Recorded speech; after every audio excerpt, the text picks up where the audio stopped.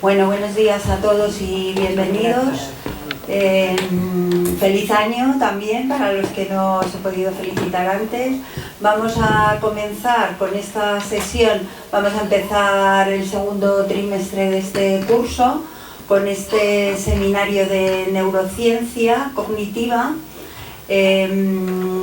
La neurociencia, bueno, es una ciencia relativamente moderna, ¿no? Se empezó a hablar de ella en la década de los 70, 80, a lo mejor luego me corrige el profesor, pero oímos mucho hablar de ella y no conocemos tampoco todas las variantes que abarca.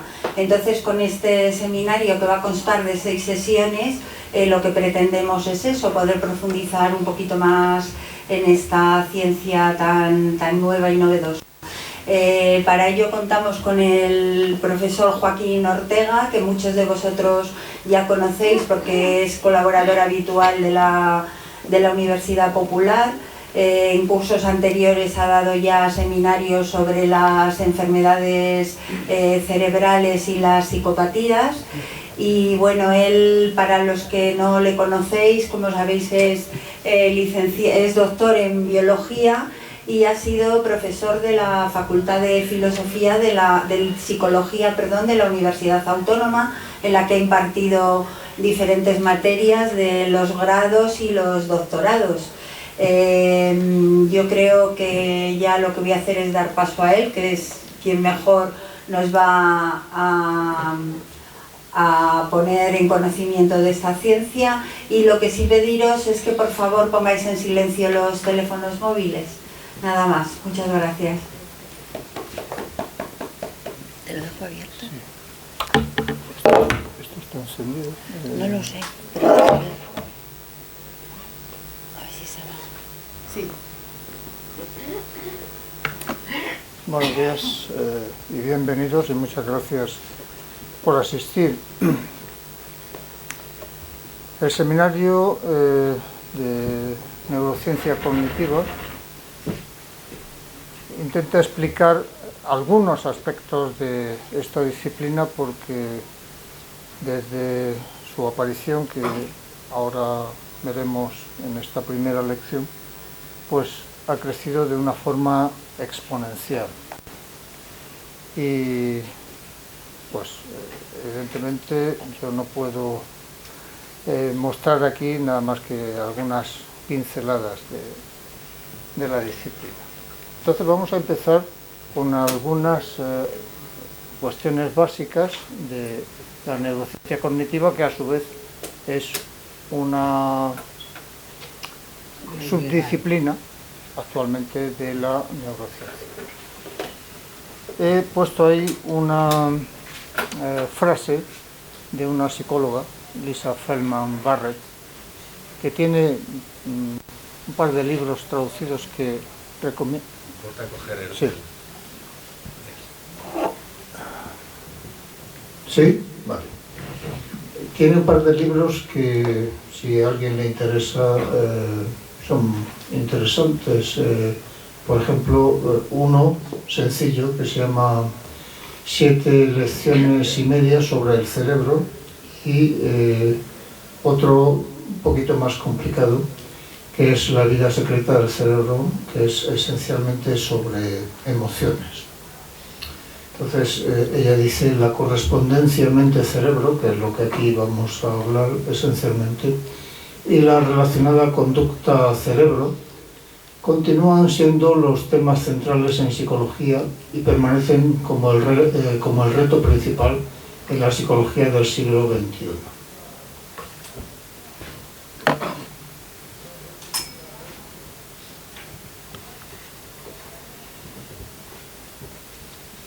Para ver los comienzos de la neurociencia cognitiva tenemos necesariamente que ir a algo que es previo a esta disciplina, que es la psicología cognitiva.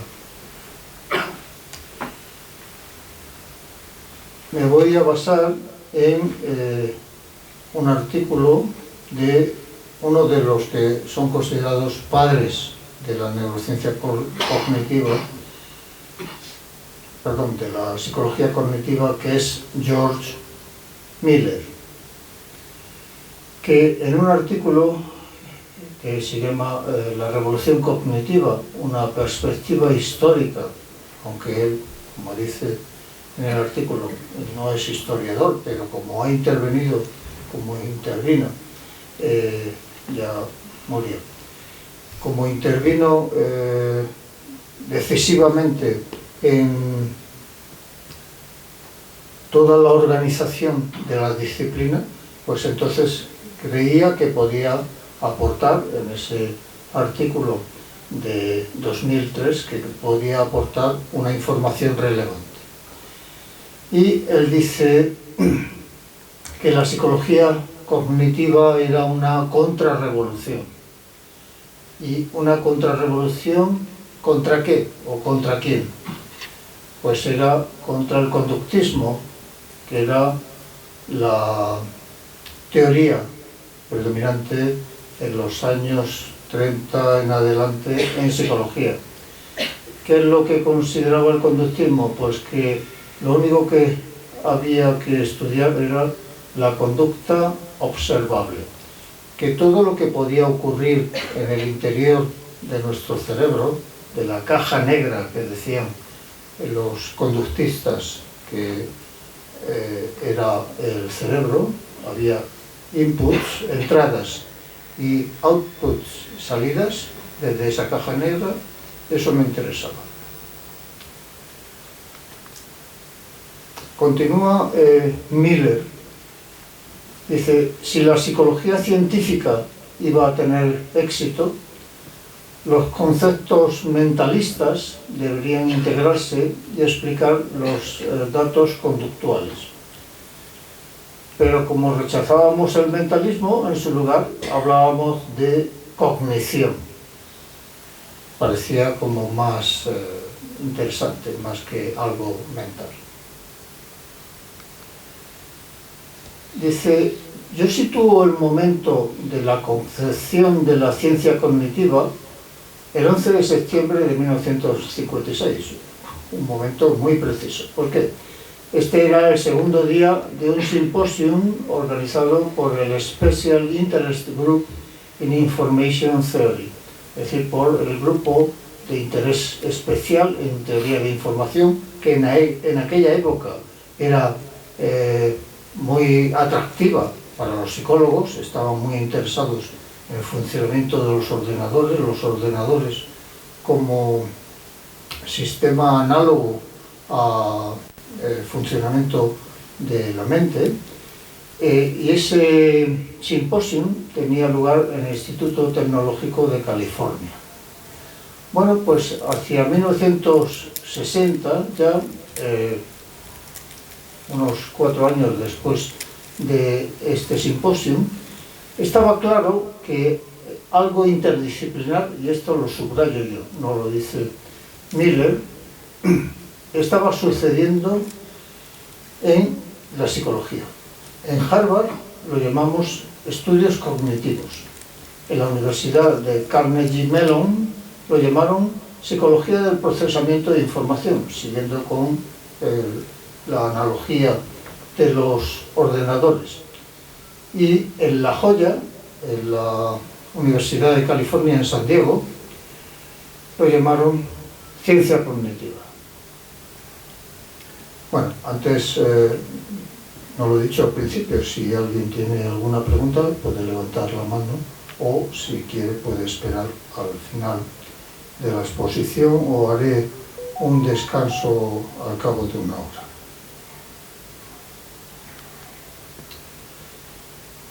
Siguiendo por cómo aparece la psicología cognitiva, en 1976 una fundación norteamericana, la Fundación Alfred Sloan, se interesa por el campo, igual que se había interesado previamente en la neurociencia, que comienza, por cierto, en la década de los 60, la neurociencia.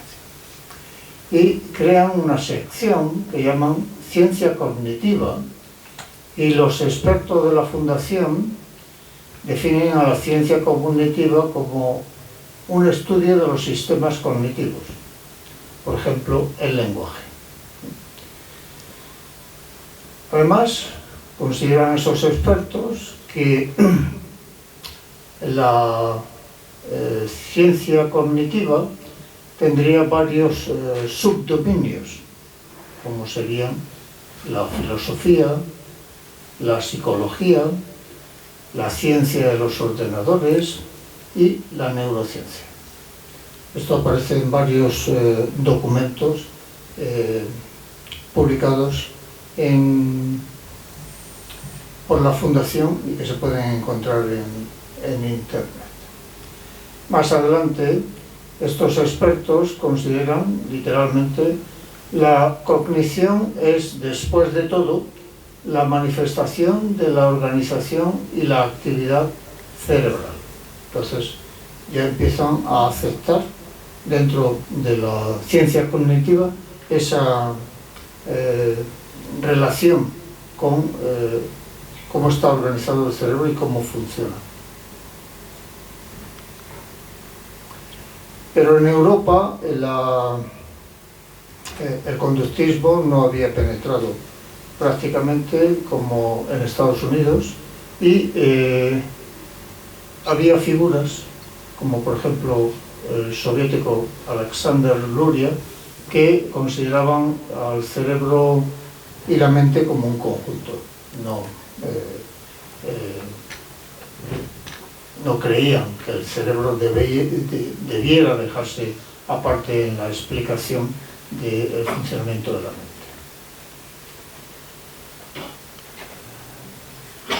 Un paso más adelante, con otro de los padres, además de George Miller, de la psicología cognitiva, es el norteamericano, aunque de origen europeo, Ulrich Neisser, que tiene un libro clásico que se llama Cognitive Psychology, y ahí vamos a ver algunas cosas que nos dice sobre la psicología cognitiva. En las páginas iniciales dice: el término cognición se refiere a todos los procesos por los cuales la entrada sensorial, que habíamos visto que el conductismo lo consideraba el input a esa caja negra, pero él ya considera que en la caja negra la entrada sensorial se transforma, se reduce, se elabora, se almacena, se recupera después del almacén y se utiliza. Y esa cognición, todos esos procesos, está implicada con operaciones incluso en ausencia de estimulación relevante. Por ejemplo, podemos pensar mediante imágenes o tenemos alucinaciones y ahí no hay una entrada sensorial en absoluto. Entonces, dice, términos tales como sensación, percepción, que será objeto de la segunda lección, pensamiento imaginario, retención, recuerdo, solución de problemas y pensamiento, entre muchos otros, se refieren a etapas hipotéticas o aspectos de la cognición.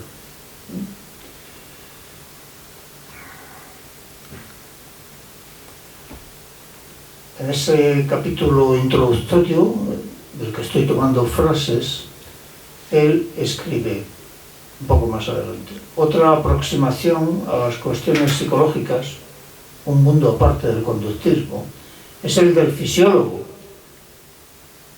Y ahora subrayo yo: la cognición, como otros procesos psicológicos, puede ser estudiada válidamente en términos de las modificaciones nerviosas subyacentes.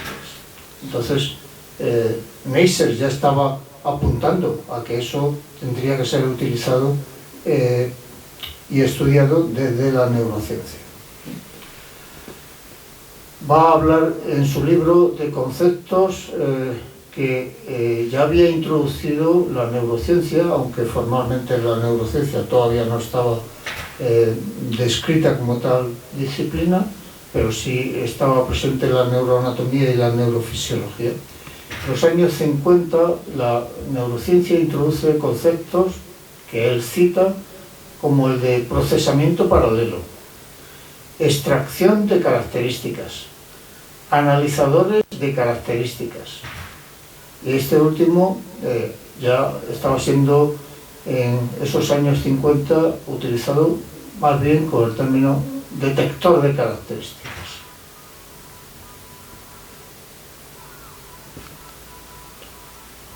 Vamos a ver algunos de estos conceptos, pero desde el campo neurocientífico. En concreto, el procesamiento paralelo.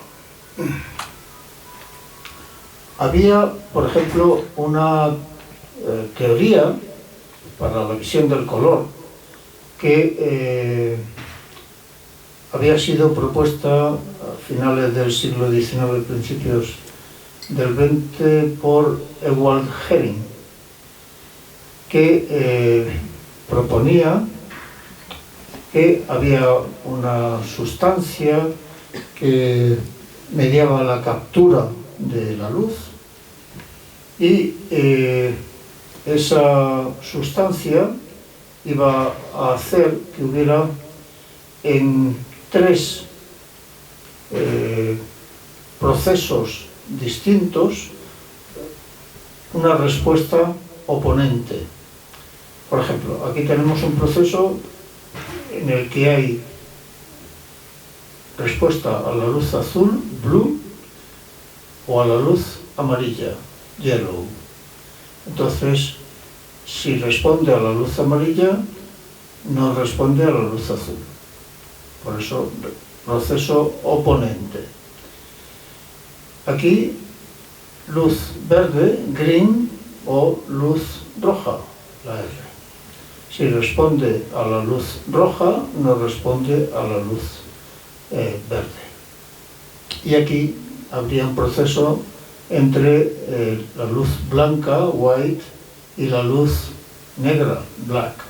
Si responde positivamente a la luz blanca, no responde a la ausencia de luz blanca. Este esquema está tomado de ese artículo que ahí les indico.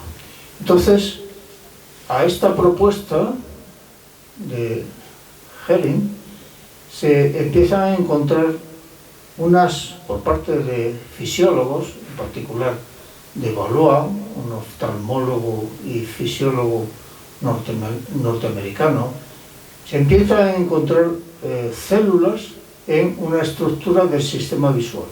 Esa estructura del sistema visual es el llamado núcleo geniculado lateral. El sistema visual comienza ¿por dónde? La vía visual, ¿por dónde comienza? La entrada de información, ¿dónde comienza? En la retina. En la retina.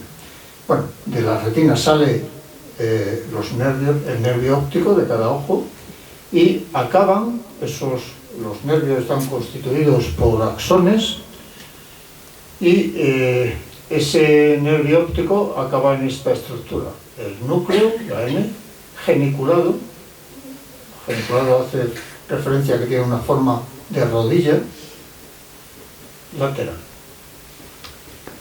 Y ahí, de Valois y colaboradores, encontraron un tipo de célula que llamaron células on-off, que son las que estarían subyaciendo a este tipo de respuestas. Si respondo a la luz amarilla, no respondo on, no respondo off a la luz azul. Y así con las otras dos oponencias. Además encontraron unas células que llamaron células on, que respondían solamente encendiéndose. Cuando digo encendiéndose una neurona, quiere decir que aumenta el número de... tengo que introducir aquí un concepto que seguramente conocen, que es los potenciales de acción, que es la respuesta eléctrica que transmite un axón cuando la neurona es activada. Bueno, pues esas células aumentan su respuesta eléctrica al ser estimuladas. Y ahí ellos descubrieron también unas células OFF que disminuían su respuesta. La cuestión es, ¿cómo, si una neurona va a disminuir su respuesta, cómo consigo que disminuya su respuesta? ¿Parto de cero y llego al piso -4? No. Lo que ocurre es que las neuronas tienen una actividad espontánea, tienen un número de potenciales de acción sin necesidad de ser estimuladas. Y cuando son inhibidas, que son estas células SOF, entonces disminuyen esa actividad espontánea. Si en estos gráficos tienen alguna pregunta, puedo responderla. Posteriormente, más tarde en el tiempo, dos investigadores, David Hubel y Thorsten Wiesel, que llegaron a ser premios Nobel de Fisiología o Medicina en 1981. David Hubel ha sido también doctor honoris causa por la Universidad Autónoma de Madrid. Describieron en esa estructura de la vía visual, el núcleo geniculado lateral, y también en la corteza visual primaria. La vía es retina, núcleo geniculado lateral, y luego neuronas del núcleo geniculado lateral, sus axones van a la vía visual primaria. Bueno, y hay otra decena de centros, pero que sirven para otras cosas. Si me viene un objeto rápido que me va a chocar contra la cabeza, yo aparto la cabeza, pero eso no va a través de la corteza visual ni nada por el estilo. Entonces, ellos, Hubel y Wiesel, describen en ambos centros, en gato inicialmente y luego en macaco, neuronas que tienen una estructura oponente en el campo receptor. Vamos a ver, esto de campo receptor. Las neuronas de cualquier parte del sistema visual, de la vía visual, no reciben información de cualquier parte del campo visual. Imaginemos que esta fuera todo el campo visual que nosotros podemos percibir. Entonces, una neurona, por ejemplo, del núcleo geniculado posterior, lateral o de la corteza visual primaria, podría tener una región, esta que estoy señalando, a la que respondiera. Y solamente aquí, es decir, si el estímulo luminoso, como este punto rojo, está aquí, esa neurona responde, pero si está aquí abajo, no responde.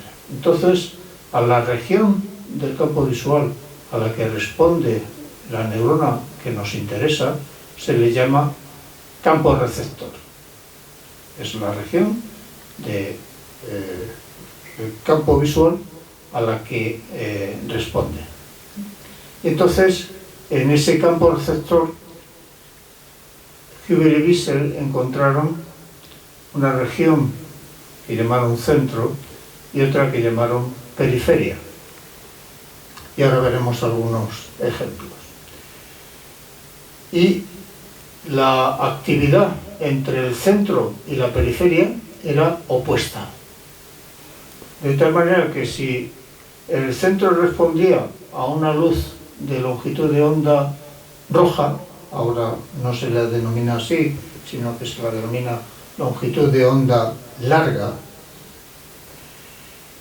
Y la periferia a luz de longitud de onda verde, que tampoco se la denomina así, sino longitud de onda media, pues entonces tienen que ser oponentes. Si el centro responde a la luz de longitud de onda roja, OM, la periferia, si hay longitud de onda roja en ella, sería off. Y si en el centro hubiera, por ejemplo, luz de longitud de onda verde y respondiera a la neurona, sería on. Y si estuviera en la periferia y no respondiera, sería off. Como lo había entre ese tipo de neuronas en el núcleo geniculado lateral y en la corteza visual primaria, lo que los fisiólogos y anatomistas se pusieron de acuerdo y lo encontraron en que había una conexión anatómica entre las dos estructuras. Esto se sabía antes de que los fisiólogos le metieran mano al sistema, ya desde la época de Cajal, por ejemplo. Y entonces, fijémonos que tenemos neuronas que están transmitiendo, por ejemplo, información de color, de rojo, información de color de verde o información de color de blanco y negro. Y esos son canales de procesamiento paralelo, tal como necesitaban los psicólogos cognitivos.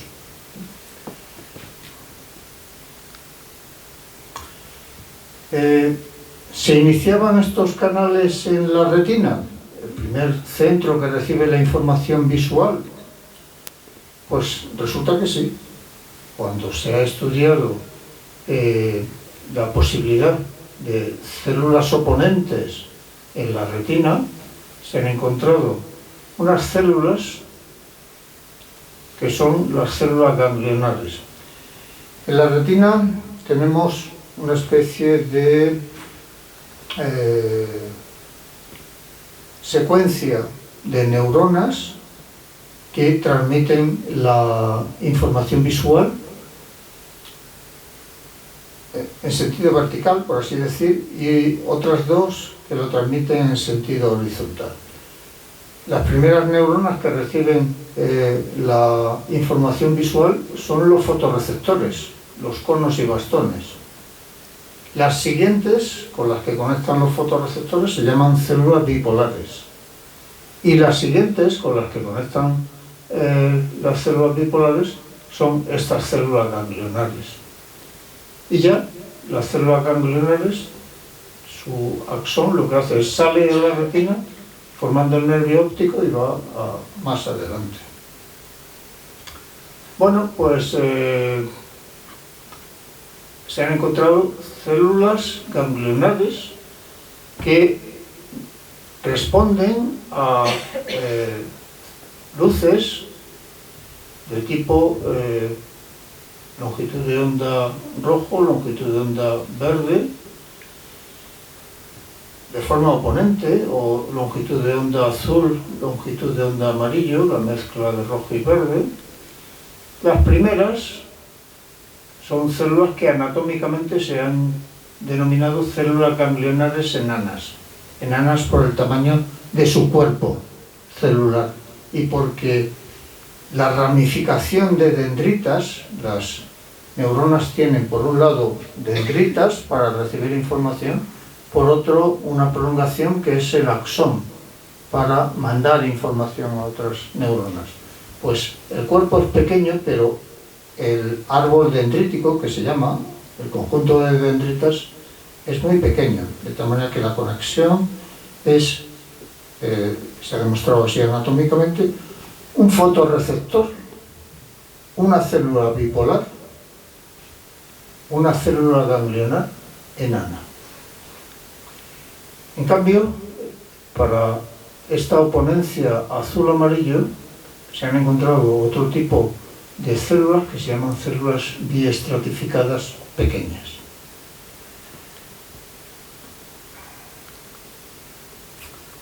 dejamos los canales paralelos, que hay muchos, no solamente en el sistema nervioso de mamíferos, en el sistema nervioso de cualquier vertebrado y en el sistema nervioso de cualquier invertebrado. Vamos a ver los detectores de características, que era otro de los conceptos que introducía Neisser en su libro Cognitive Psychology. Estamos todavía en la psicología cognitiva, aunque lo estemos relacionando con aspectos de neurociencia. Para esos detectores de características, yo lo que he hecho ha sido, me he ido a un diccionario de la Asociación Americana de Psicología. Se puede acceder a través de Internet. Y dice, el detector de características es cualquiera de los diversos mecanismos hipotéticos o reales dentro del sistema de procesamiento de información humano que responde selectivamente a características distintivas específicas. Bueno, evidentemente el sistema de procesamiento de información, humano o no humano, está en nuestra cabeza y no son las meninges, es el sistema nervioso central. Por ejemplo, dice, el sistema visual tiene detectores de características para líneas y ángulos de diferentes orientaciones, así como para estímulos más complejos como caras. Si alguien asistió al seminario de enfermedades neurológicas, ahí habíamos hablado de una región específica para detección de caras, el área fusiforme de las caras concretamente. Pasa una frase y dice, ese detector de características se llama también analizador de características.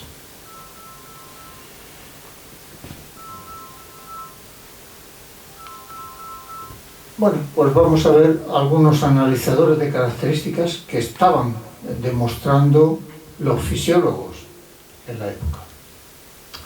Por ejemplo, Horace Barlow, de la Universidad de Cambridge, publica en 1953 un artículo que se llama Sumación e inhibición en la retina de la rana.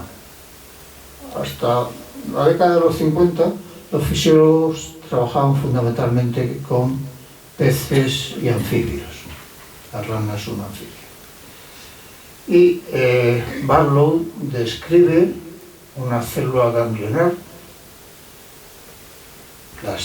Los anfibios, las ranas, los peces tienen células ganglionares, tienen como nosotros fotorreceptores, células bipolares, células ganglionares, nervio óptico, hasta la corteza visual, que también tienen.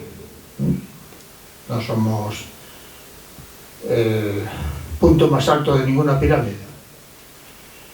Y la célula ganglionar que describe Barlow es una del tipo on-off, es decir, si hay un estímulo en una determinada región del campo visual, transmite on, impulsos nerviosos. Que está en otra región de su campo receptor, no transmite. Y él lo que hace es poner teóricamente sus hallazgos en un marco etológico, que entonces estaba de moda, aunque luego continuaría evidentemente, y consideraba que esa célula ganglionar podría ser considerada como un detector de mosca. En mi campo receptor de la neurona entra un objeto, puede ser una mosca, respondo y a través de una cadena hasta las regiones motoras, lanzo la lengua. Que está en otra región la mosca, no lo lanzo. que se ocupe otra neurona, que yo en particular no puedo.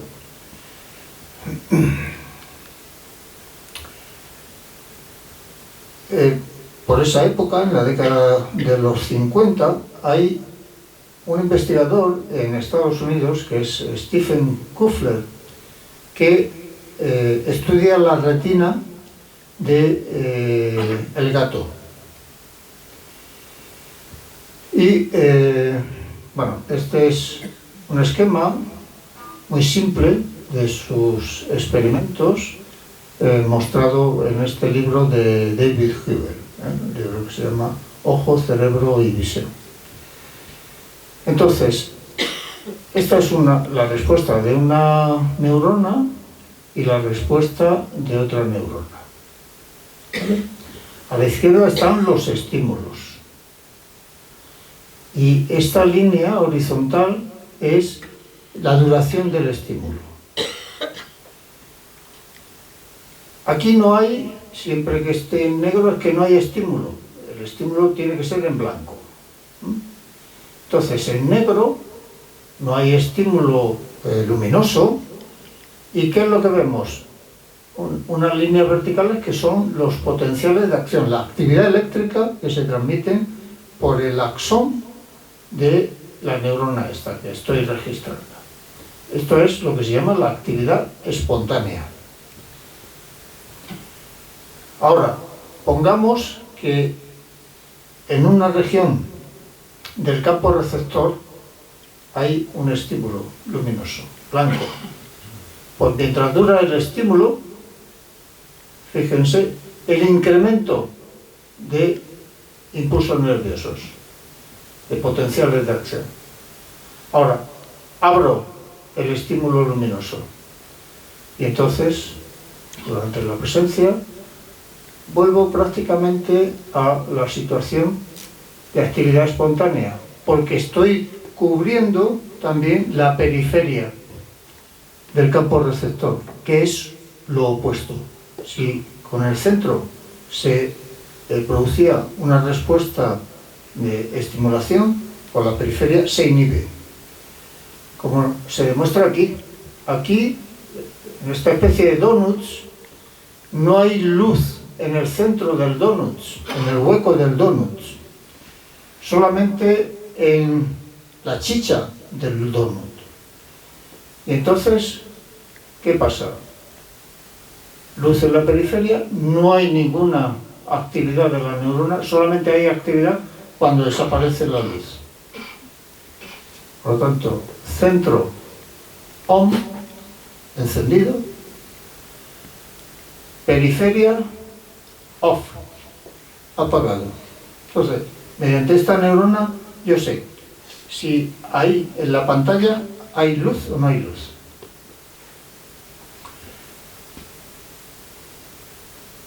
Esta otra neurona, vamos a estudiarla. Arriba, actividad espontánea. No hay luz. Luz en el centro. ¿Qué pasa mientras está el estímulo? ¿Alguien me puede decir? Para no dormirnos, esencialmente. No hay actividad, ¿verdad? No hay actividad. No hay actividad. Pero cuando desaparece sí que recupera la actividad. Cuando está la luz sobre todo el campo receptor, tanto en el centro como en la periferia, pues es poco distinguible de este caso. Más bien parece la actividad espontánea. ¿Y qué pasa cuando la luz está en la periferia? Pues mucha actividad. Entonces, esta es centro off, dejo de responder, periferia on. ¿Vale? Entonces, este sería, de nuevo, un detector de características, de que la luz está en un sitio o en otro.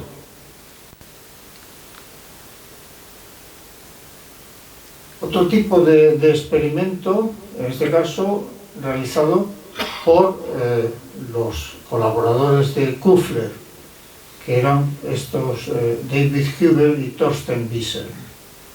Ellos estudian, aquí en este caso, qué pasa en las neuronas de la corteza visual del gato. Esto es pues una imagen que se ha compuesto donde tenemos neuronas, suponemos que es de la corteza visual, y este es un microelectrodo. Estas neuronas con forma triangular y con una gran prolongación hacia arriba, y cuando digo hacia arriba es que es hacia el exterior del cerebro, que hay más allá de la corteza del cerebro. Si yo abro el cráneo, que es hueso, debajo, ¿qué hay? Bueno, el lóbulo frontal, si estoy aquí. Ah, bueno, alguien ha dicho, debajo del cráneo no hay nada.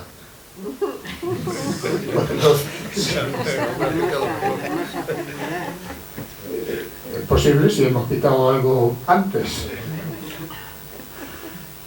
Debajo del cráneo estarían las meninges, esas cubiertas, y luego ya el cerebro, el cerebelo, etc. Entonces, subir hacia arriba es que va hacia esas meninges, hacia la parte más superior de la corteza cerebral. Podemos ver que tiene muchas prolongaciones de esas que llamamos dendritas. Tiene un aspecto como si tuvieras espinitas, que son las llamadas espinas dendríticas. Bueno, pues aquí tenemos al gato que están estudiando, Hubel y Wiesel, que está dormido, aunque sus neuronas siguen funcionando y siguen recibiendo información. Entonces, imaginemos que se ha determinado que este fuera el campo receptor de esa neurona. Entonces empiezan a presentarle lo que dice el diccionario de la Asociación Americana de Psicología, estímulos que cambian en orientación, por ejemplo, son líneas, bordes.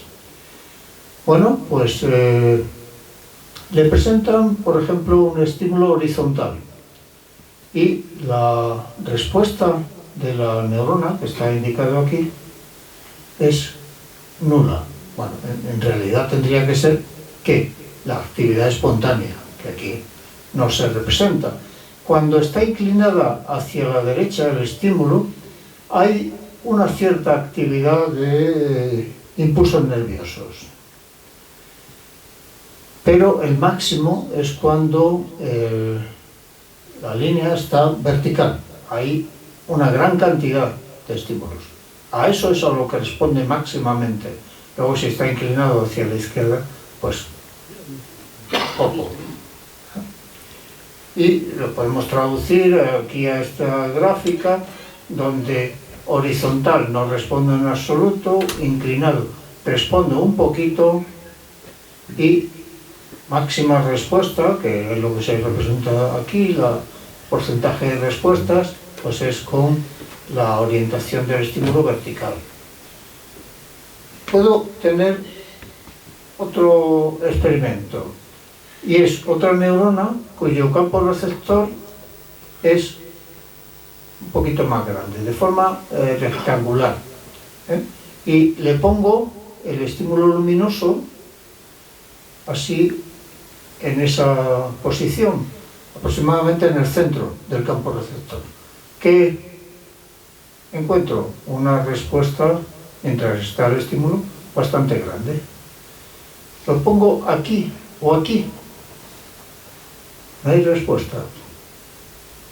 Entonces, ¿cómo es esta neurona? On, off. Si está en el centro es on, si está en la periferia es off. Y si me cubre parte de la periferia, aquí y aquí, y parte del centro, pues no me responde. Y si me cubre todo centro y periferia, como es aquí, la luz es esto que está por aquí, por el borde, pues tampoco.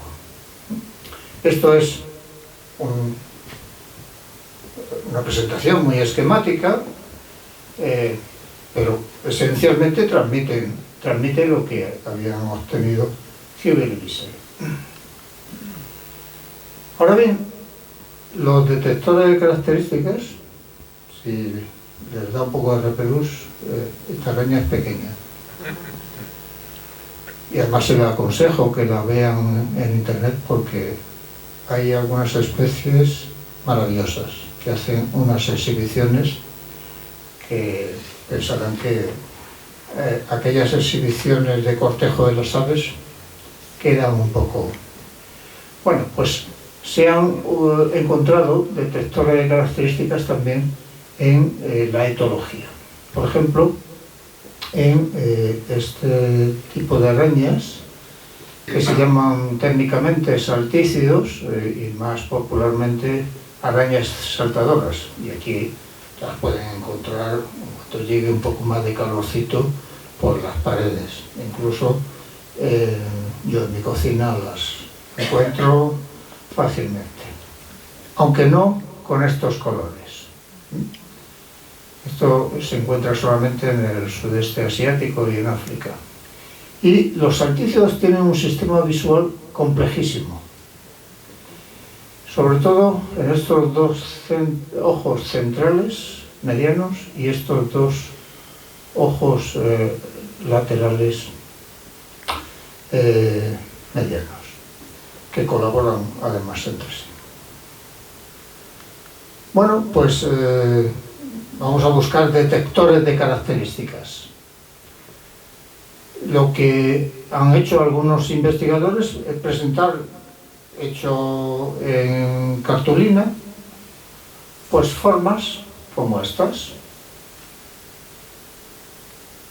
y se las monta sobre un sistema controlado por motor y podemos controlar la velocidad.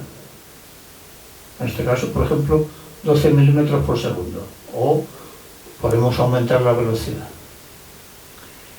Entonces, vamos a ver a qué formas responde con captura o retirándose de esa forma.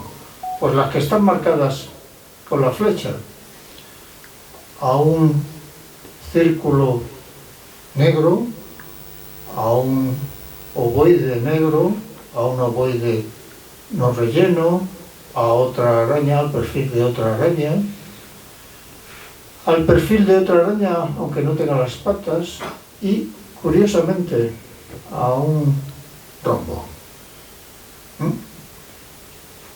El único problema, podríamos decir, bueno, vamos a buscar estos detectores de características en el sistema nervioso. Tienen un sistema nervioso, las arañas, aunque sean muy pequeñas. Vamos a buscar estos detectores de características en el cerebro de la araña. El problema es que cuando vas con el microelectrodo y introduces, entonces al romper la cutícula sale un fluido que mantiene, por ejemplo, funcionando el corazón de la araña, que está aquí, en la parte del abdomen. Pero si empieza a perder presión, pues el corazón se va a la puta. Bueno, pero de todas maneras se ha conseguido ya en un par de ocasiones realizar un registro unicelular, aunque no presentando este tipo de estímulos. Pero donde sí se ha podido hacer estudios de registros en el cerebro es en insectos, desde los años 60, prácticamente desde cuando comenzaron a hacerse en mamíferos. A ver, ¿qué es lo que tenemos aquí? Una libélula, sí, no he querido engañarles poniendo aquí libélulas. Una libélula con sus ojos compuestos enormes, una visión frontal y una visión dorsal, aquí con una pseudopupila que tiene. Bueno, abajo tenemos sistema visual y el cerebro de la libélula. Por aquí, esto es la parte izquierda, la parte derecha, por aquí está la retina, y luego hay tres centros visuales que llaman lámina, médula y lóbula. La estructura del sistema visual de insectos ya fue descrita en la mosca y otras especies por don Santiago Ramón y Cajal y por uno de sus discípulos, don Domingo Sánchez. Y todavía, ¿usted quiere escribir un artículo sobre el sistema nervioso de insectos? O cita a este estudio o olvídese.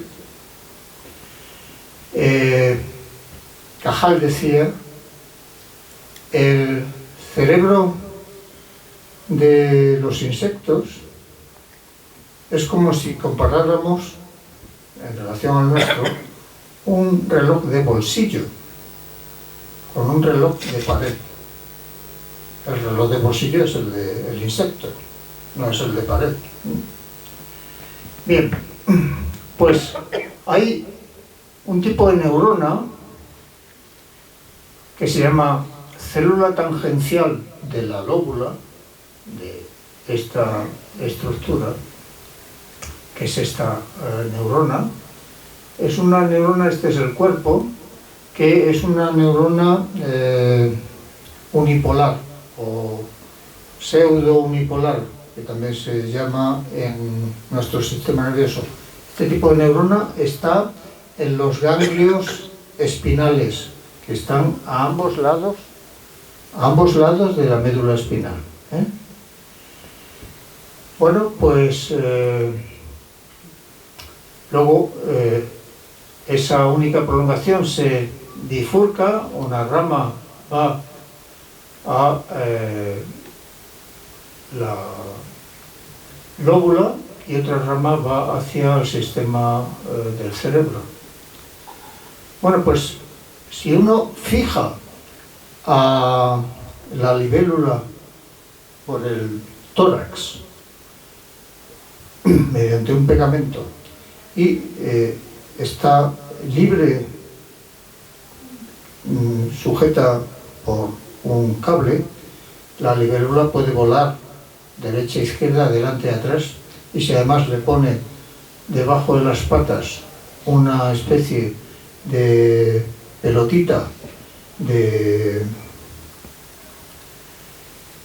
este corcho blanco, pues entonces la libélula va a funcionar como si estuviera libre.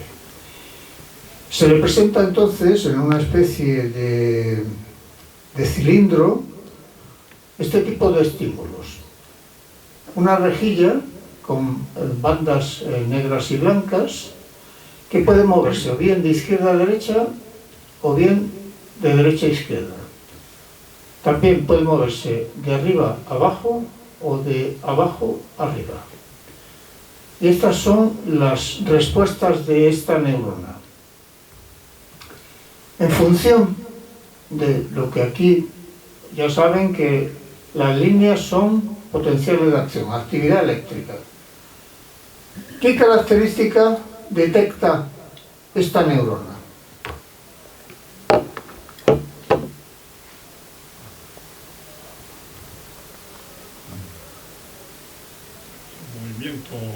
Movimiento. Pero en el sentido de las perpendicular a las líneas de la rejilla. Movimiento en el sentido perpendicular. ¿vale? Pero en No, sentido... perdón, no lo detecta, ese no lo detecta. El movimiento en sentido perpendicular a las líneas de la retícula no lo detecta. Por Sin embargo, ejemplo. el siguiente detecta el movimiento en el sentido perpendicular a las líneas. Vale, este. Sí. En el sentido perpendicular con el sentido de derecha e izquierda. Exacto. Es decir, tengo que comparar que es el movimiento horizontal del mismo estímulo, de izquierda a derecha con de derecha a izquierda. Aquí no lo detecta, pero sí de derecha a izquierda. Detecto el movimiento horizontal de derecha a izquierda. ¿Y el vertical cuál detecta? El de arriba abajo. El de arriba abajo, que es El este. sistema no lo detecta. Este no lo detecta. Pero esto es una complejidad terrible, ¿verdad? ¿Eh? Es una complejidad terrible. Enorme. Sí. Les aconsejo meterse, a medida que puedan, en fisiología visual de los insectos o de los crustáceos, y es complicadísimo. Más de lo que esperamos. Es que yo estoy constantemente pensando desde el punto de vista evolutivo, ¿verdad? Sí, Es un vicio que tengo. son buenos vicios. Y es que cuanto más pienso,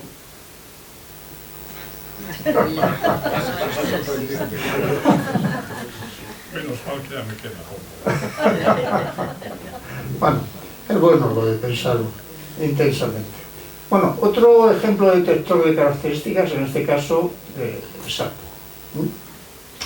Es los estudios en el sistema visual de sapos los ha llevado a cabo fundamentalmente este investigador alemán y su escuela, Ebert, y aquí traigo algo que aparecía en este libro, mundos complejos a partir de sistemas nerviosos más simples. Entonces, este sería el campo receptor de una neurona en la retina. Entonces, los signos más indican cantidad de actividad. Aquí no han puesto las barras verticales. Y esto, que no hay actividad, ¿vale? Entonces, si hay un estímulo en el centro, que es este, del campo receptor, y los estímulos siempre, todos ellos, se están moviendo de izquierda a derecha, aquí hay un aumento de actividad. Si está en la periferia, no hay aumento de actividad, se inhibe más bien. Si hay estímulo en el centro y en la periferia, entonces ya estoy peor, ya no tengo tanta actividad. Si aumento el tamaño de este cuadrado, lo paso a rectángulo, pero siempre dentro del campo receptor, aumento la actividad. Pero si en vez de ser horizontal es vertical, es mejor, más actividad. Si aumento el tamaño, sigue siendo igual de activo. ¿Y qué pasa aquí? Pues que como he sobrepasado el estímulo hacia la periferia, pues disminuye la actividad. Comparen esto con esto. Y este tan grande, ¿qué pasa? Está dentro mucho de la periferia, un poquito dentro del centro. Bueno, la estimulación del centro compensa un poco la estimulación en la periferia. Bueno, y aquí, si funciona, quiero poner un vídeo. Espero que funcione. Y si no, copio el...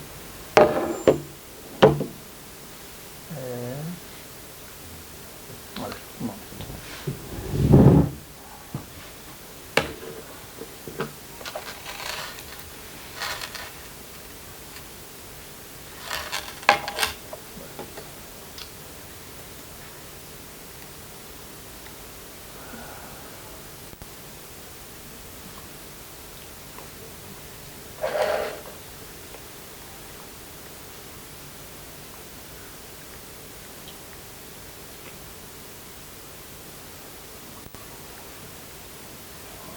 Lo voy a...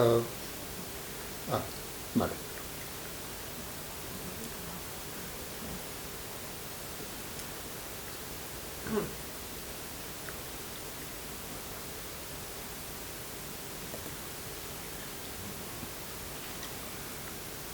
Acepto esto que me dice. Rechaza todo. Rechazo. No, rechaza todo. Vale. Yo No rechazo. sepa quién eres. A ver, esto teóricamente tiene sonido. Y voy a ir parando de todas maneras porque está en inglés. Vale. Dice, la integración de características impulsa la probabilidad de comportamiento. Para mí esa traducción es mejor que el comportamiento probabilístico en la respuesta de escape de la drosófila. La drosófila es la mosca de la fruta que vemos por ahí revoloteando cuando hay fruta un poco madura ya, pasada un poquito de... ¿vale? Esta mosquita pequeñita que no hace nada, no muerde, no deja cosas raras. Ponlo en pantalla grande. Ah, perdón. Vale. The world around us is complicated. Dice que el mundo que nos rodea es complicado y que está en cambio continuo. And ever-changing. We must digest Debemos digerir esta corriente constante de información y usarla this constant stream of information and use it to determine which para actions determinar qué acciones realizar a continuación. Esta es, no sé si es un caballito del diablo o una libélula. Tal vez una libélula. to perform next. Our brains use Tengo que utilizar esto. Nuestros cerebros usan un atajo para resolver este problema rápidamente. a shortcut to solve this problem quickly. Like when we look at these damselflies hovering above the water, Perdón. before we know what they are, our brains have detected each shape and its orientation, color. When we look at these damselflies hovering above the water,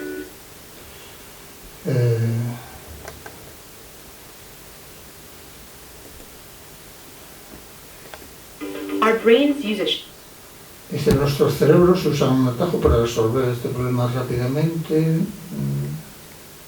shortcut to solve this problem quickly. Like when we look at these Como cuando miramos a estas caballitos del diablo moviéndose sobre el agua, damselflies hovering above the water, before we know what they are, antes de que conozcamos lo que son, nuestros cerebros han detectado cada forma, our brains have detected each shape and its y ahí está la forma, su orientación, color y aspectos de su movimiento. orientation, color, and aspects of its motion. This allows specialized information Esto permite que la información especializada se recupere rápidamente al mismo tiempo. Una estrategia llamada procesamiento paralelo. Venimos hablando. to be collected rapidly at the same time, a strategy called parallel processing. Entonces ahí tenemos forma, color, movimiento. But detecting Se features reúnen. separately means the information must then be recombined to guide behavior. How does this recombination Dice cómo ocurre esta recombinación. occur? How can detection of ¿Cómo puede la detección de diferentes características en el mundo realmente cambiar nuestras acciones? Bueno, no somos caballitos del diablo, pero different Es features in similar. the world actually change our actions? In this paper, we examined how en este artículo examinamos cómo las características detectadas son traducidas a acciones. detected features are translated into actions by studying the brain of Está la the fly, Drosophila. Drosophila melanogaster. We uncovered how the fly brain Descubrimos cómo el cerebro de la mosca recombina dos características visuales separadas de un predador que se aproxima rápidamente. Aquí tenemos moscas, Drosophila, por aquí, y esta es el caballito del diablo. combines two separate visual features of a looming predator, such as a damselfly, in order to determine what kind of escape. Y lo que intenta determinar es qué tipo de despegue, de escape, va a realizar la mosca. Uno que dura tiempo, el long one, y otro que es breve, corto, el short one. Takeoff to do, a long one or a short one. A fly's long and short takeoffs Aquí both vemos occur faster than en the cámara blink of an lenta eye, but they're really quite different. las... In a long takeoff, the fly first extends its wing. Este es un despegue largo que lleva tiempo, aunque aleja, y dice que la mosca primero extiende sus alas, luego elegantemente salta del suelo, mientras comienza a dar aleteos. Eso dura unos Then milisegundos elegantly solamente, jumps off the ground while starting unos to 22 fly. milisegundos. In a short takeoff, En unos the fly just cortos jumps. la mosca With solamente folded salta. Y con las alas plegadas la mosca gira en el aire y debe pasar tiempo y energía girando sobre sí misma, corrigiendo eso. The fly tumbles in the air and must spend time and energy righting itself. So, if the predator is slow, Si el predador es lento, las moscas más a menudo escogen el despegue largo, dado que las alas suministran estabilidad. flies more often choose the long takeoff, since wings provide stability. If the predator Si attacks atacas fast, rápidamente, there's a greater probability the fly hay mayor probabilidad de que la mosca usará un despegue corto para escapar a tiempo. will use a short takeoff to escape in time. Our previous work showed Entonces, esta es la parte interesante de detector de características. Este sería retina, lámina, médula, lóbula, etc. Y aquí en el cerebro hay dos neuronas muy interesantes que se llaman, les llaman fibras gigantes, y que van a conectar, por un lado, con la información visual viene por aquí, y por otro lado, por aquí, con los centros motores en el tórax para el control de patas y alas. that short takeoffs occur if a single pair of large descending neurons Por cierto, además de la fisiología de los insectos, la neuroanatomía de los insectos está descrita a un nivel de mapa, pues en algunos casos mucho mejor que el nuestro, desde luego, porque entre otras cosas es más pequeño.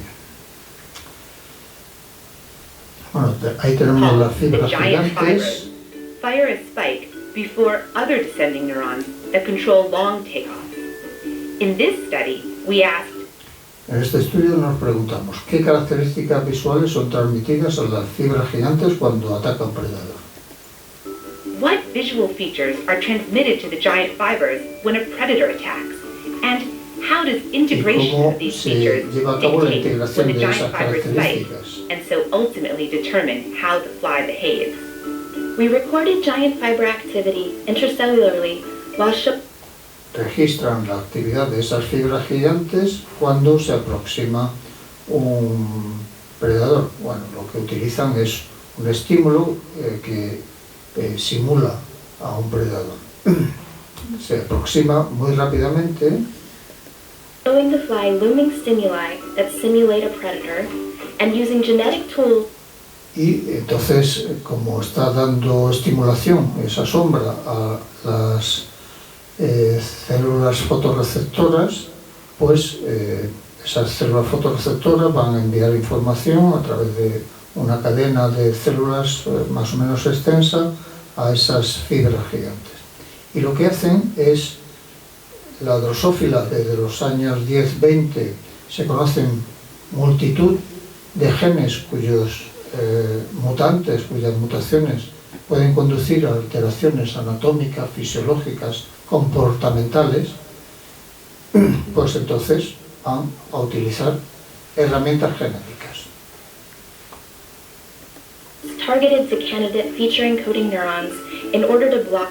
Y con esas herramientas genéticas lo que hacen es bloquear que pase la información visual hacia las neuronas gigantes, hacia las fibras gigantes. Their neural transmission. Initially, we expected to find a single type of neuron providing looming information to the. Creían que iba a haber un único tipo de neurona en el sistema visual que suministraría información del acercamiento a las fibras gigantes, esta que aquí ponen. Giant fibers. However, to our surprise, encontraron we otro found tipo de one type of neurona neuron specialized to encode especializada looming angular en velocity. Transmitir información de la velocidad angular, la velocidad teniendo en cuenta el centro de la retina, la velocidad a la que se mueve en relación con esa retina. Y eso es lo que ponen aquí, velocidad de desplazamiento. And we found evidence for a second neural type that encodes the looming angular Y size. también un segundo tipo de neurona que daba información del tamaño del objeto que se aproximaba. No solamente a la velocidad, sino también el tamaño. Together with our previous findings, our new study suggests a model in which both angular velocity and size. Entonces suponen, ellos, la suposición es que ambos tipos de neuronas en el sistema visual conectan con las fibras gigantes y se suma la actividad de ambas. Features are summed to determine giant fiber spike time and bias the fly's behavior. Here's how we hypothesize it works. If a predator is attacking slowly, Si ataca lentamente, la velocidad angular, la velocidad de aparición es mínima y el perfil principalmente activa las neuronas que codifican el tamaño. velocity is minimal, and its looming profile mostly activates the. Entonces no están activas las de arriba, las verdes, sino solamente las azules. Y eso hace que la activación de la fibra gigante sea menor. Size encoding neurons, which then excite the giant fibers, but not always enough to reach spiking threshold. Meanwhile, other descending pathways coordinate along takeoff. When a predator attack is fast, then both size and velocity feature change. Si el predador ataca rápidamente, entonces ambas neuronas que están activas, se sumará su actividad y habrá más actividad de las fibras gigantes, pero no solamente de esas fibras gigantes, sino de otras neuronas con las que conectan. Channels are excited, activating the giant fiber more strongly and increasing the likelihood that it spikes early, causing a short En takeoff. este caso, lo que hace es This producirse parallel un processing lets the despegue fly detect and attack corto. quickly by simultaneously processing distinct features of a looming predator, and then combine multiple streams of information to make the right escape choice, and live to flap another day. Dice que en función de este modelo, la mosca puede vivir para seguir saltando durante otro día, al menos. Vale, eso es.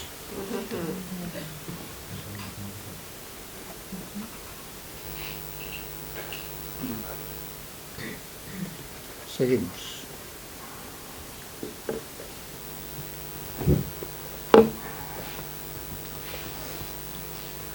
Ahora bien, no solamente ha habido interés por parte de los neurofisiólogos en la cognición, sino que también ha habido interés por parte de los inicialmente naturalistas y luego etólogos. A partir de la segunda mitad del siglo XIX, en que Darwin escribe el libro El origen del hombre y la selección en relación al sexo, en su capítulo 2 dice: el objeto de este capítulo es solo mostrar que no hay una diferencia fundamental entre el hombre y los mamíferos superiores en sus facultades mentales. Yo quiero resaltar, aunque no lo he dicho aquí, las facultades mentales, que sería lo relativo a la psicología cognitiva. Bueno, pues ha habido varios estudiosos de la cognición animal, empezando por un discípulo de Darwin, George Romanes, al que Darwin le confió todos sus manuscritos relacionados con temas psicológicos para que fueran publicados. Y Romanes escribe 2 libros, uno titulado Inteligencia Animal, publicado en 1882, y el otro, Evolución Mental en los Animales, publicado en 1884. También quiero destacar a un zoólogo afroamericano, Charles Turner, que precisamente por ser afroamericano y a pesar de realizar estudios que se publicaron en las revistas más importantes de la época, que ahora diríamos de alto impacto, bueno, pues no pudo trabajar en una universidad de alta categoría. Él trabajó en varios campos, por ejemplo, descripciones de neuroanatomía y descripciones de la conducta tanto en laboratorio como en el campo, fundamentalmente de insectos.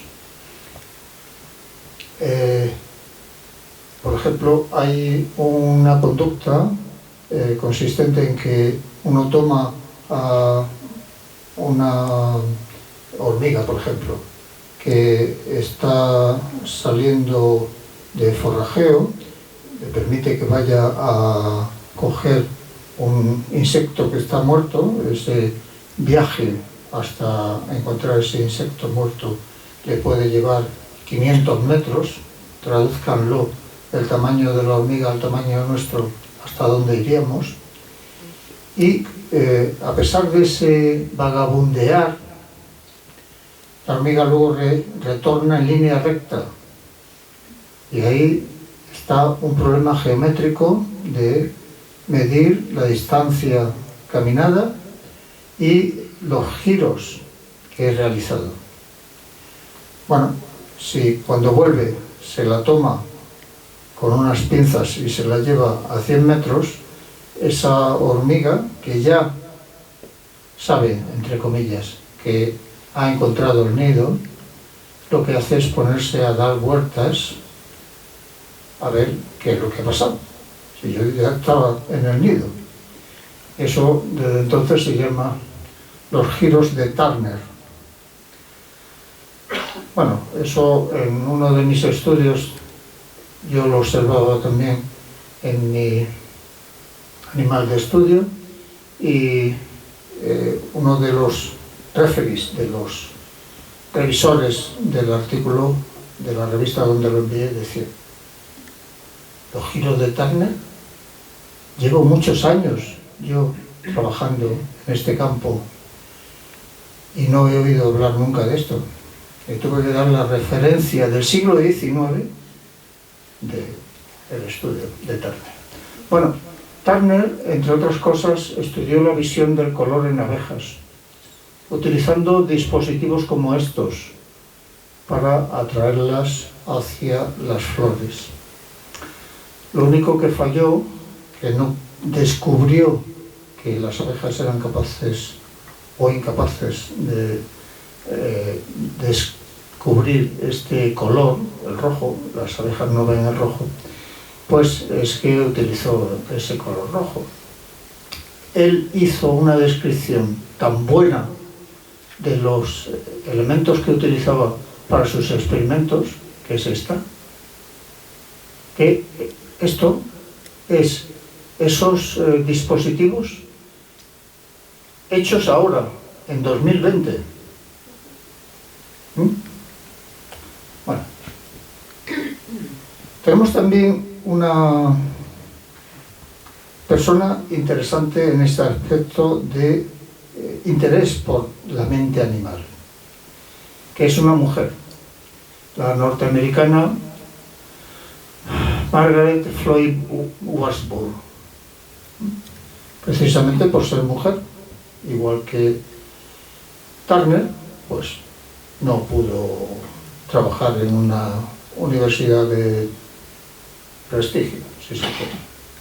Ella publica un libro, que por cierto el otro día lo encontré en Amazon Kindle por 4 euros me parece, formato electrónico, no formato de papel, que entonces no vamos a decenas de, que el libro se llama The Animal Mind, a Textbook of Comparative Psychology, la mente animal, un libro de texto de la psicología comparada.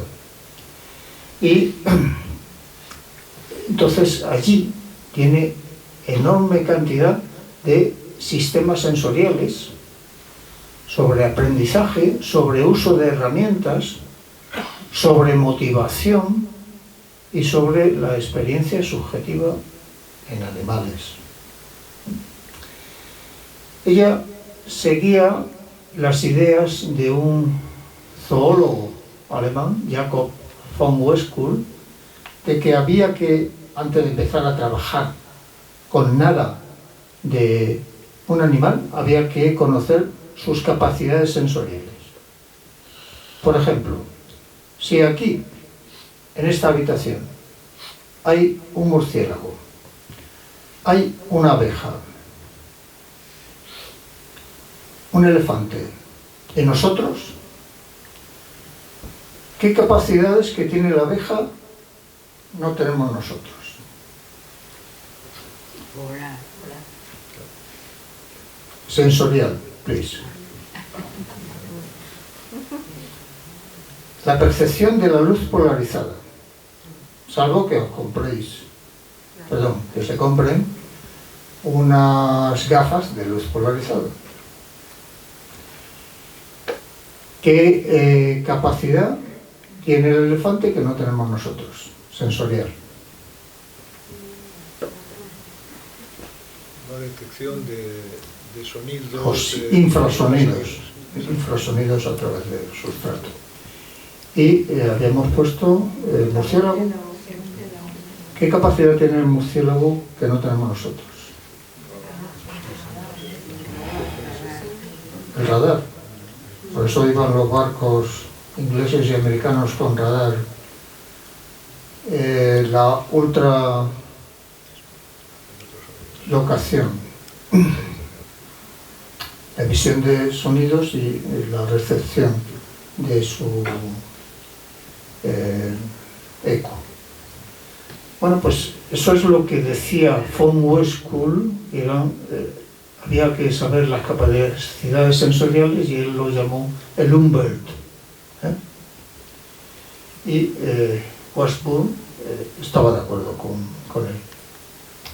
Bueno, unos autores más recientes que estén interesados en la mente animal fue Donald Griffin, que tal vez lo asocien con el sistema de colocación de los murciélagos. Publica el libro La cuestión de la conciencia animal en 1982, y este sí que está traducido, El pensamiento de los animales. El matrimonio James y Carol Gould, que publican, entre otros, The Animal Mind, y Sarah Settleworth, publica Cognición, Evolución y Comportamiento, y Fundamentos de Cognición Comparada. Y yo, como me gustan mucho los invertebrados, pues he traído aquí una referencia a lo que dicen dos autores que trabajan con abejas, que son Randolph Menzel y Martin Hurfa. tal vez, bueno, ya lo he citado, hayan oído hablar de von Fritsch en relación con la descripción de la danza de las abejas para comunicar a qué distancia está un conjunto de flores que disponen del material que me voy a llevar y a qué distancia angular en relación con el Sol está ese conjunto de flores. Bueno, pues Randolph Menzel es como si fuera el nieto académico de von Fritsch. Hay entre medias un padre académico, que es Martin Lindauer. Y Martin Hjurfa es un discípulo de Randolph Menzel. Entonces, lo que dicen Menzel y Hjurfa en este artículo es que se puede igualar la cognición con conocimiento, que a su vez podría ser un conocimiento implícito y explícito. Esto recuerda un poco lo de la memoria implícita y explícita, si han acudido a ese seminario del profesor Ruiz Vargas. Ese conocimiento explícito solamente podría existir en humanos y los animales podrían poseer solo conocimiento implícito. Pero no excluye la posibilidad de que ciertas formas de conocimiento del implícito podrían alcanzar un estatus parecido al explícito y que fuera específico de la especie, en el sentido de que se estuvieran realizando en el cerebro operaciones internas sobre memorias y que no hubiera una expresión motora de esas operaciones internas. Es decir, estoy pensando en algo que me interesa, pero no realizo ni un movimiento, ni un vuelo, ni nada por el estilo. Esto sería, por ejemplo, lo que ocurre en el comportamiento de elección. Elección en el sentido, son aves que almacenan comida y almacenan distintos tipos de comida y a distintas distancias y en distintos momentos. Entonces, imagínense que van a comprar a un supermercado y compran una comida que pone fecha de caducidad tal y otra fecha de caducidad tal otra. Entonces las vamos escondiendo, por así decirlo, las vamos poniendo en armarios de la cocina, pero tengo que tener una cierta memoria, desde luego, y planificación de que tengo que consumir primero las de fecha de caducidad más inmediatas. Luego, entonces, hay en esas aves que almacenan comida unas elecciones. Y tengo que tener en cuenta que no me esté viendo un vecino que pueda ir a un sitio a robarme la comida. Porque entonces, cuando se han hecho experimentos en que está el vecino, lo que hace ese ave se va inmediatamente, coge la comida, se va y la vuelve a colocar en otro sitio que no está el vecino. Entonces, en ese caso, se cree, por parte de los especialistas en cognición animal, que expectativa, atención, planificación, toma de decisiones, también podrían ser términos útiles para los animales.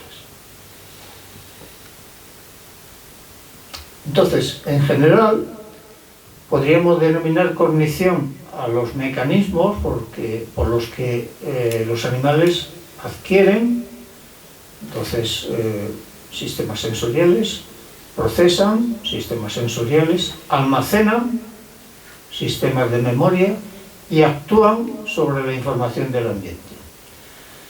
Primero, tenemos que saber los sistemas sensoriales y después cómo se procesa esa información para enviarla a los sistemas de memoria. Por ejemplo, el hipocampo en vertebrados, pero en invertebrados hay otros. Por ejemplo, el cuerpo central.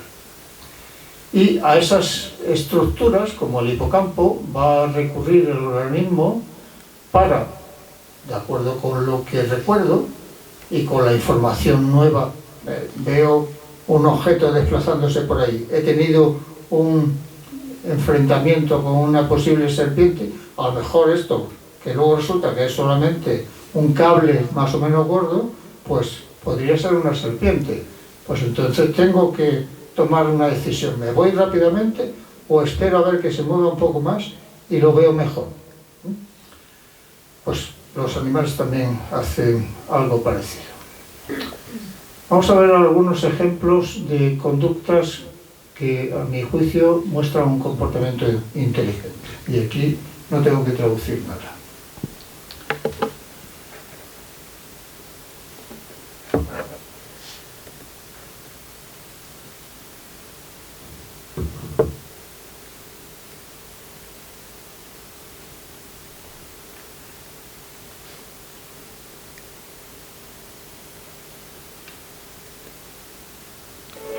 Esta es una gata. Ya está. A ver.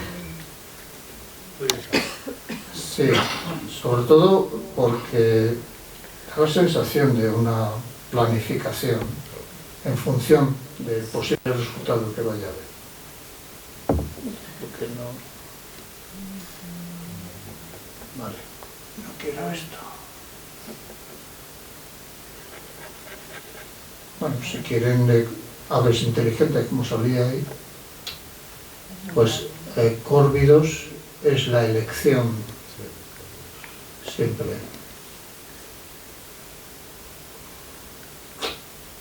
Parece como si se hubiese Sí. apagado el ordenador.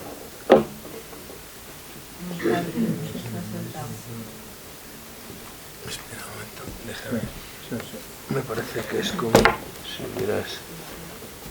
Esto. Es decir, que en vez de darle a escape lo voy a apagar. Sí. Esto era...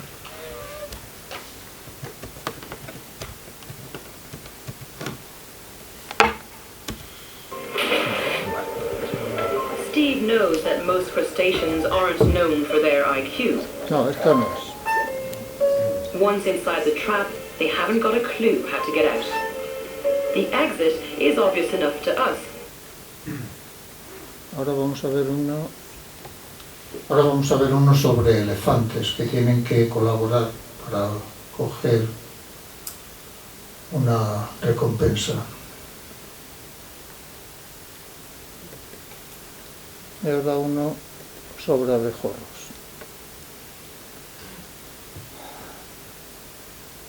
Que no es el macho de la abeja, ¿eh?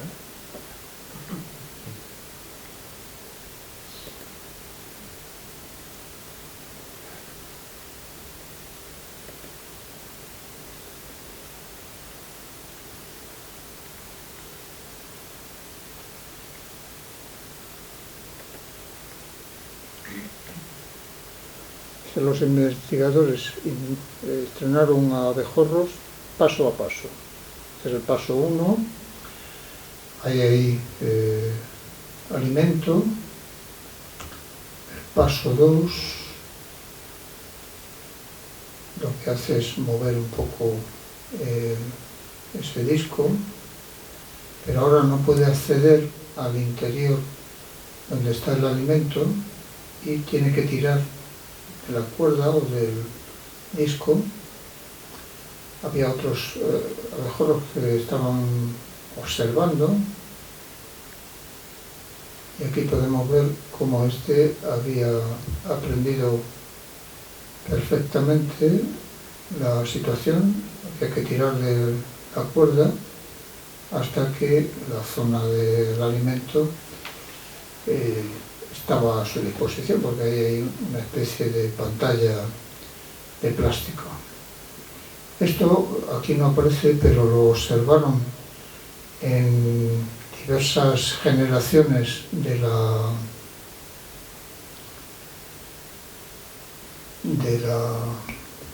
acuérdame, donde viven las abejas, de la colmena. En el caso de los abejorros viven en tierra, no hacen colmena. Y aprendizaje se había transmitido a otros individuos.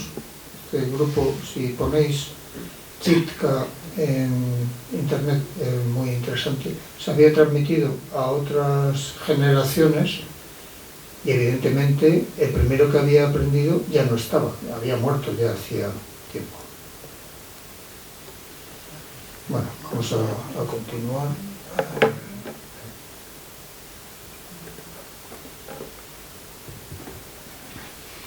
Bueno, nosotros hemos venido aquí a escuchar algo de neurociencia cognitiva.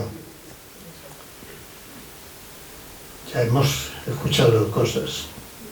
Bueno, en primer lugar, ¿de dónde procede el término neurociencia cognitiva? Pues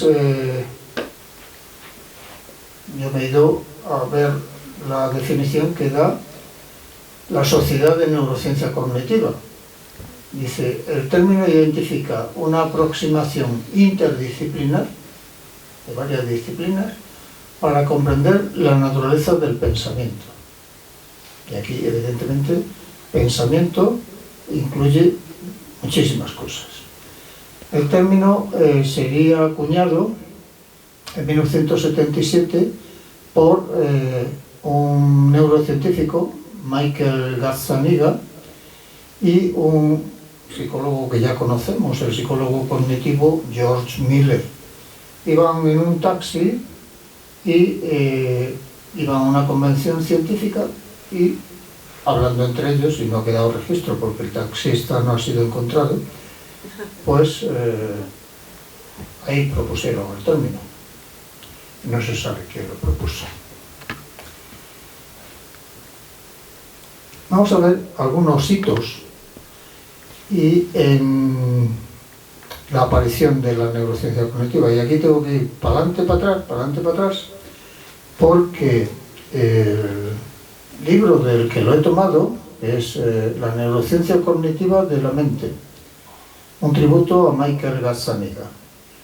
Pues dispone esos hitos arriba y abajo de una línea de tiempo. Entonces yo voy a explicar, por ejemplo, primero esto, luego como aquí veo algo que cuelga, pues iré a la siguiente y así. Voy a procurar ir por orden cronológico.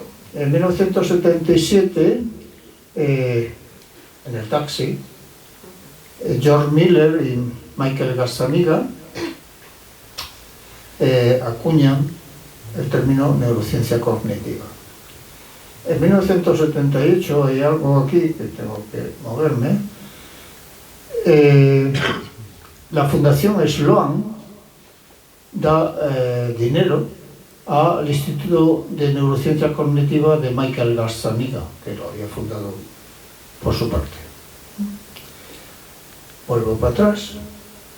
No, tengo 1986, pues voy para adelante. En 1986 se da dinero a Michael Gazzaniga por parte de la Fundación James McDonnell. Este JSMF es la Fundación James McDonnell. Y ahora, si voy para atrás, en 1987, sí, hay una reunión de planificación inicial para estudiar cómo puedo planificar la neurociencia cognitiva, qué tiene que entrar, etcétera, etcétera, qué universidades, qué investigadores. Y aquí vemos algunos de ellos, por ejemplo, vemos gente que son, por así decir, voy a decir técnicos, pero evidentemente no. Estos son los asesores de las fundaciones, Fundación James McDonnell y la Fundación MacArthur. Pero luego esto sigue, ya son investigadores. Aquí tenemos Michael Gazzaniga, Emilio Bissi, un especialista en el estudio del control del movimiento, el psicólogo George Miller, Michael Posner y Marcus Reichle, que comenzaron con el estudio utilizando neuroimagen con tomografía de emisión de positrones, de aspectos como la atención, por ejemplo. Y Bob Burth, de los Institutos Nacionales de la Salud, que trabajaba sobre control motor también. Entonces, ahora iríamos a 1988-1990, donde se plantean varios paneles de estudio para dar dinero, a ver a qué investigadores, etcétera, etcétera. Y pues plantean un panel de emoción y cognición. Por ejemplo, ahí está Seymour Kitty, que es un farmacólogo, o Joseph Ledoux, yo digo más bien su nombre correcto, porque no tengo tanta confianza como para llamarle Joe, y Joseph Ledoux estaba interesado en la emoción y un centro del sistema nervioso que es la amígdala. En memoria y aprendizaje, pues Michael Gazzaniga, que también estudió el funcionamiento de los dos hemisferios, Gary Lynch, interesado en memoria también y aprendizaje. El control del movimiento, con Emilio Bizzi, que ya lo hemos citado, y Claude Guez. Deben tener mucha confianza con él porque le llamaron Calude y es Claude. En procesos cognitivos superiores, Mortimer Miskin, interesado en memoria tanto de primates no humanos como en nuestra especie, David Premack, interesado en lenguaje en primates no humanos, y en atención y percepción, pues ya hemos nombrado a Michael Posner de Simone, interesado en percepción visual. Y ahora nos iríamos a ¿dónde? Arriba, sí. En 1988 se plantea por parte de la Fundación James McDonnell un instituto de verano al que va a dar durante 10 años 2,1 millones de dólares. No se andaba con chiquitas. Seguimos, en 1989 se realiza el primer programa para graduados en neurociencia cognitiva en la Universidad de Dartmouth, y voy adelante. En 1989 se funda yo creo que el principal en aquel momento revista de la disciplina, la revista de neurociencia cognitiva en inglés, donde estaba en su consejo editorial pues Michael Gazzaniga, no podía faltar, y por ejemplo Gordon Sheffer. Gordon Sheffer no era exactamente alguien interesado en memoria, atención, era un neurobiólogo interesado en la estructura de las neuronas y la estructura de las sinapsis, por ejemplo, cómo transmiten la información una neurona hacia otra. Voy hacia atrás a 1990-2003, donde hay un consejo relativo a la neurociencia cognitiva por parte de la Fundación McDonnell, y aquí tenéis toda una serie de especialistas que ya conocemos algunos de ellos: George Miller, desde luego, Emilio Bizzi, Michael Gazzaniga, John Cass. John Cass es un especialista en el sistema visual de primates no humanos y también en el nuestro, que ha sido el que más ha publicado en una revista mundial que se llama Revista de Neurología Comparada en inglés. Endel Tulbin, interesado en memoria, Mortimer Miskin, también en memoria, Reisle, atención, Andreisman, atención visual.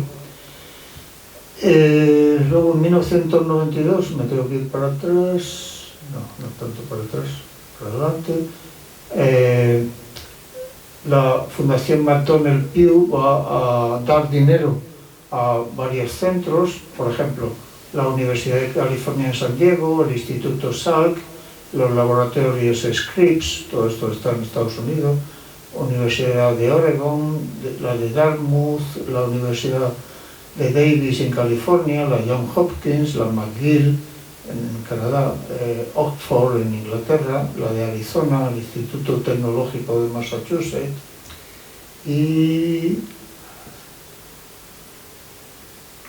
se funda la Sociedad de Neurociencia Cognitiva en 1994 y este es el comité que realiza la fundación.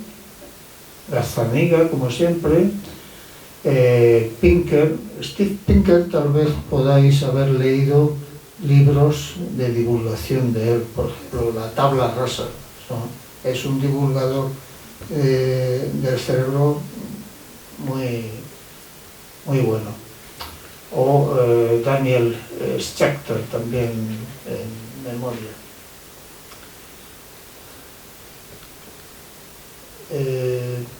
Esa fundación McDonnell Pew da pequeñas becas y dinero durante 1994-2003 y ahí ya no hay nada más. Y el primer libro de texto de neurociencia cognitiva, que se llama Neurociencia Cognitiva, Biología de la Mente, se publica en 1998, se ha seguido publicando en más ediciones y los autores son Michael Gazzaniga, que fue el que desde la neurociencia empuja para que pueda realizarse la unión con la psicología, Richard Ivry y George Mangun. Esto es todo por mi parte. El próximo día, lección 2, sensación y percepción. Muchas gracias. Fundamentalmente visual.